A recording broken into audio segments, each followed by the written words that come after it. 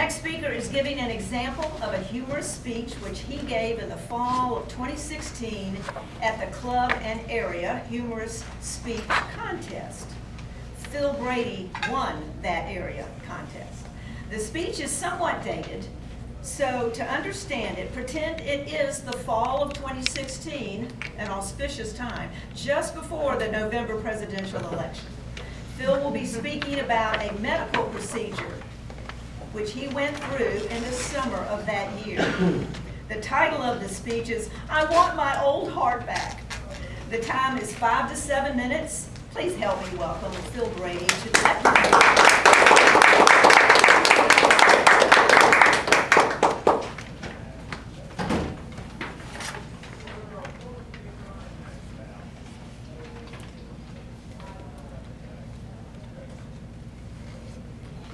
Good morning, fellow Toastmasters. Good morning. Good morning.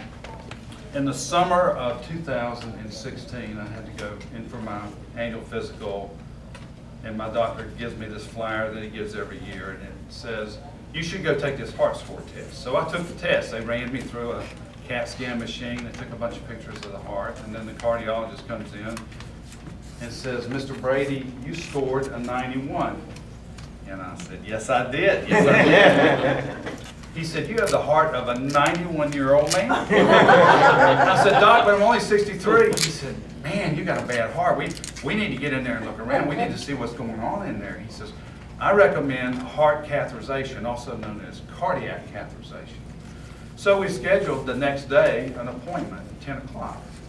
On the way home, his nurse called and said, Doc wants to know if you can come in at 8 o'clock instead of 10 o'clock. He wants to go to a funeral for one of his patients later. I said, not getting a lot of confidence here, Doc. So I had to be there because the hospital has you get there early. They're kind of like the TSA. I had to be there at 5:45 in the morning. And I walked into the heart center at 5:45 a.m. There's nobody there. So I did what any normal person would do. I just jumped over the counter. I started turning on lights, firing up computers. I'm making coffee, and a security guard comes around. He says, you want to tell me what you're doing back there? I said, yeah, I'm looking for the decaf. I made the regular, but where's the decaf? He said, sir, why don't you just crawl back over that counter and go sit in the waiting room, and somebody will be with you, son. Well, they did the procedure. I am not happy with the results.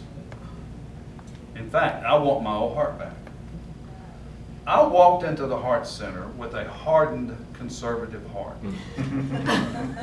They ran a wire up my arm into my heart, collapsed a bunch of plaque, put in a bunch of stents, increased blood flow, increased oxygen to my brain, and I left there a bleeding heart liberal. It's true. On the way home, I had my wife pull over on the side of the road, walk down into the tall grass, got a old faded Bernie Sanders sign, took it home, stuck it in the front yard, and slapped an "I'm ready for Hillary" bumper sticker on it. I had to sit up all night with a charged water hose and a lawn chair to keep the neighbors from burning my house down.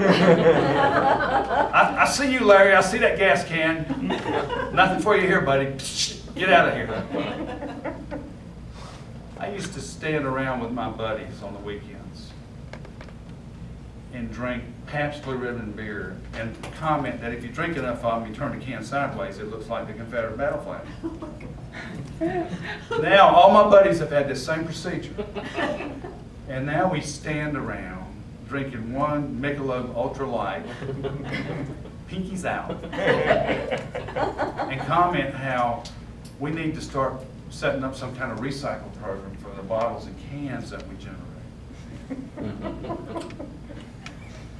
I used to sit at night and eat a bag of potato chips and watch Walker, Texas Ranger, Chuck Norris on the Grit channel every night. Now I'm watching PBS specials on climate change and eating 7 almonds. I want my old heart back. My wife always gets nervous when I have one of these procedures. I don't know why. I've got enough life insurance, she can live a very comfortable life. But not so much that I have to sleep with one eye open. Nobody needs that kind of stress. So as soon as we're in there, the hospital, and they take me away in a wheelchair, and I say goodbye to her, I start texting her right away. The nurses are trying to kill me. The nurses are trying to kill me. She texts back, nobody's trying to kill you. So I decided I really want my old heart back.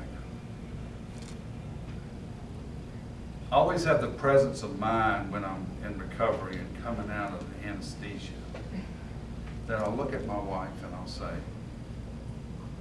who are you?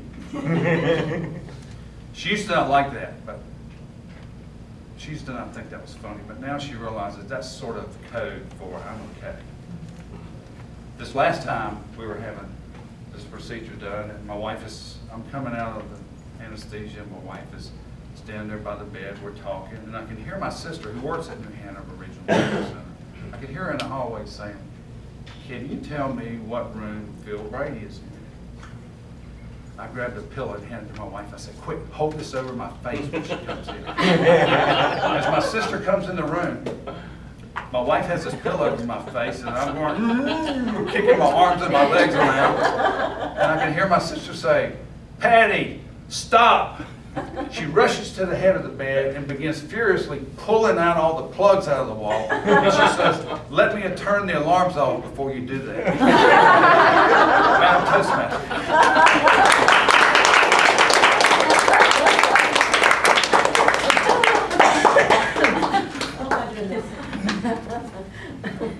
I didn't think it was possible, but that was even better than the first time I heard it.